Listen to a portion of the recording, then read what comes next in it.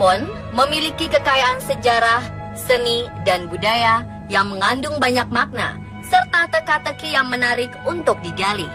Maka tak berlebihan jika kemudian pemerintah kota Cirebon bersama Dinas Pemuda Olahraga dan Pariwisata memberi slogan kota ini, Cirebon, the Gate of Secret, atau Cirebon, pintu gerbang rahasia.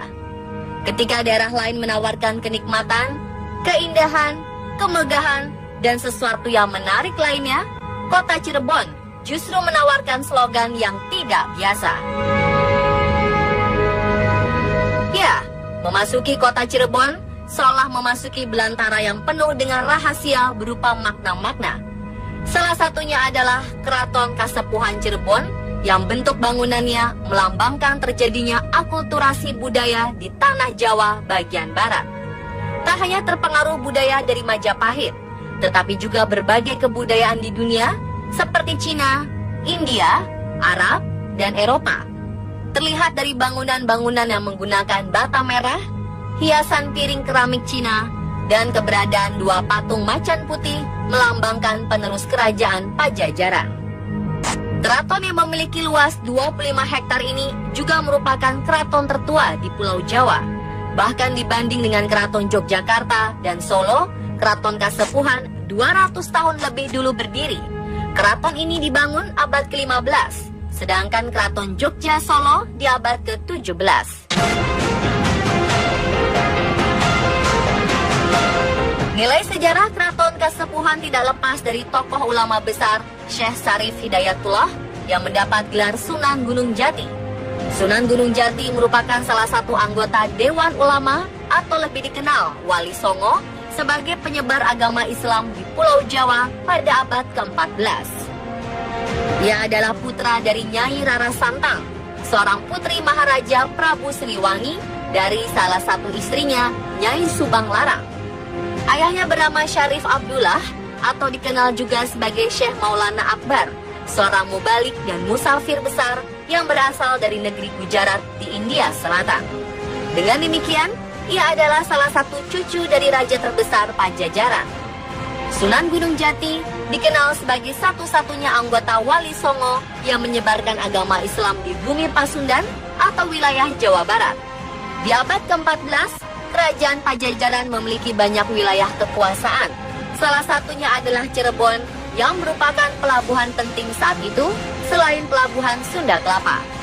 Sepeninggal Prabu Siliwangi, salah satu putranya Raden Wala Sungsang diangkat menjadi adipati di Cirebon, lalu mendirikan Keraton Cirebon dengan gelar Prabu Cakrabuana.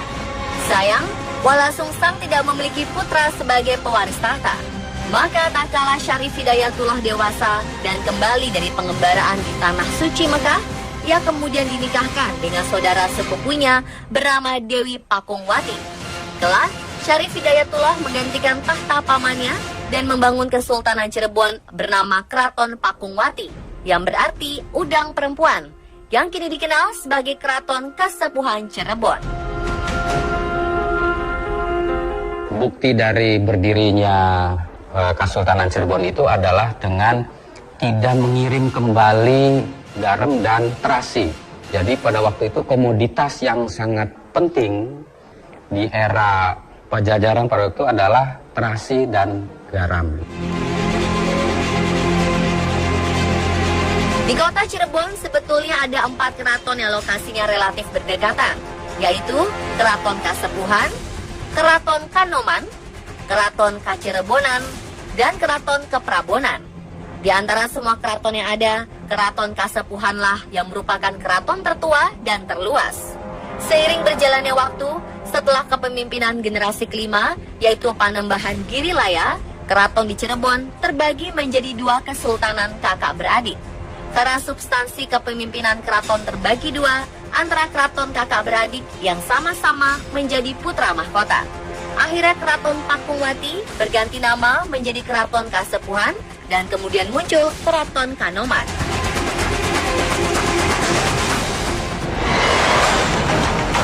Kawasan Keraton Kasepuhan Cirebon yang menjadi saksi kebesaran Cirebon masa silam ini menyimpan sejuta kisah sejarah dan misteri yang hingga saat ini belum terpecahkan. Seperti makna yang digambarkan pada kereta kencana Singa Barong, misteri lukisan Prabu Siliwangi, tengkorak buaya putih yang konon merupakan lambang sisi mistis keraton, serta sumur agung yang merupakan sumur bertuah. Semua memiliki rahasia.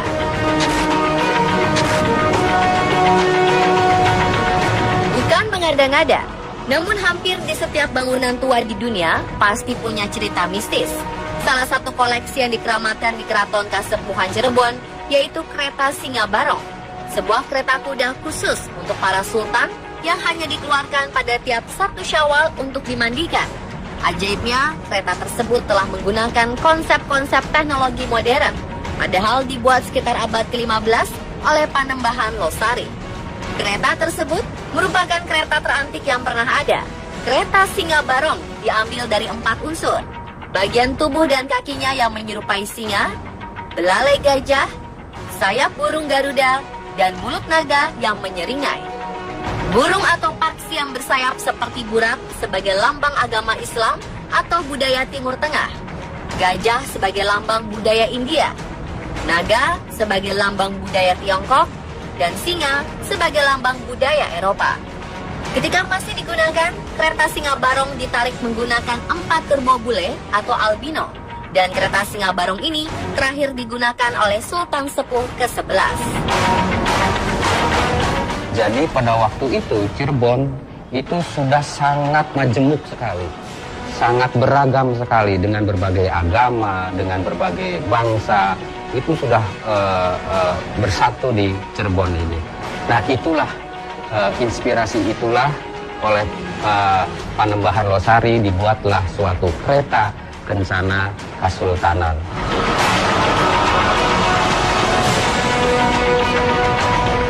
Selain Sunan Gunung Jati, nama Prabu Siliwangi juga tidak kalah terkenal. Prabu Siliwangi adalah Raja Pajajaran yang sekaligus ayah dari Pangeran Cakrabuana, sang pendiri Cirebon dan kakek dari Sunan Gunung Jati. Tidak hanya memiliki aura misterius, namun lukisan tersebut juga seakan bisa melirik pengunjung yang melihatnya.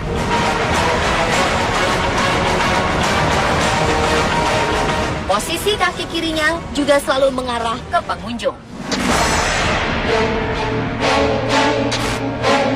Kabarnya banyak wisatawan yang memotret lukisannya, tapi justru hasilnya gelap.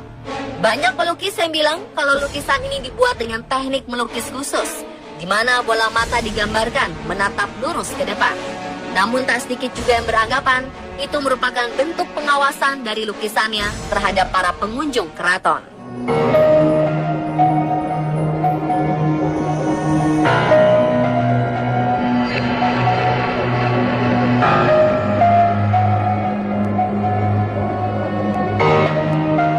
Keunikan lain dari Keraton Kasepuhan, salah satunya adalah tengkorak bajul putih atau buaya putih yang berukuran cukup besar.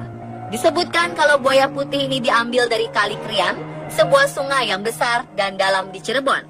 Secara filosofi, buaya putih merupakan hewan yang berkaitan erat dengan sisi mistis Cirebon. Sering disebutkan kalau buaya putih adalah siluman jadi-jadian yang menghuni Kali Krian. Di sini ada yang juga untuk menjaga, dan diantaranya itu adalah buaya, begitu.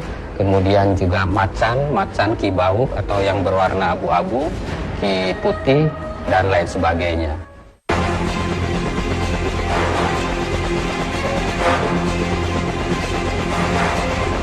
Pada bagian belakang keraton terdapat sebuah sumur yang sudah sangat tua bernama Sumur Agung yang diperkirakan sudah ada sejak tahun 1430 Masehi. Meskipun sudah ratusan tahun, air yang terdapat pada sumur terjaga kebersihannya. Hal itu tampak dari tampilan air yang bening dan juga jernih. Konon, cukup dengan membasuh muka atau mandi di tempat ini, seseorang yang masih single akan mendapatkan jodoh dengan segera. Sumur yang terletak di Keraton Kasepuhan Cirebon ini diyakini bertuah dan mempunyai khasiat akan mendatangkan jodoh yang tak kunjung menghampiri kehidupan. Menurut para sejarawan keraton, pada dahulu kala, air yang berasal dari Sumur Agung ini sering digunakan oleh para wali. Salah satunya adalah Sunan Kalijaga untuk membersihkan diri dengan mandi atau untuk wudhu. Yang membuat sumur ini terlihat bertuah adalah kondisi debit airnya yang tidak pernah berubah. Air dalam sumur kabarnya tidak pernah habis dimakan zaman. Ketika musim hujan, air dari Sumur Agung tidak pernah meluber meskipun debitnya cukup tinggi. Ketika musim kemarau juga tidak berkurang sedikit pun. Beberapa orang bahkan berkata bahwa rasa air dari Sumur Agung sangat mirip dengan rasa air dari sumur Zam-Zam di Mekah, Saudi Arabia. Dan tidak boleh direbus. Bila air dimasak atau direbus, konon kabarnya khasiatnya akan hilang. Tubuh kita ini 80% adalah air. Kita diciptakan dari air mani orang tua kita. Di dalam agama Islam ya, Al-Quran bahwa air itu adalah memberi rahmat. Kalau hujan itu adalah berkah rahmat dari Allah Subhanahu wa taala. Oleh karena itulah air ini sangat penting. Karena ini dulu Sunan Gunung Jati tinggal di situ, sholat di situ, doa di situ, berzikir di situ, sehingga apa yang diucapkan oleh Sunan Gunung Jati itu termasuk menempel ke air itu. Tapi bukan berarti air itu yang menyembuhkan tentunya. Tentunya kita berdoa, memohon kepada Yang Maha Kuasa, air itu hanya sebagai sarana saja.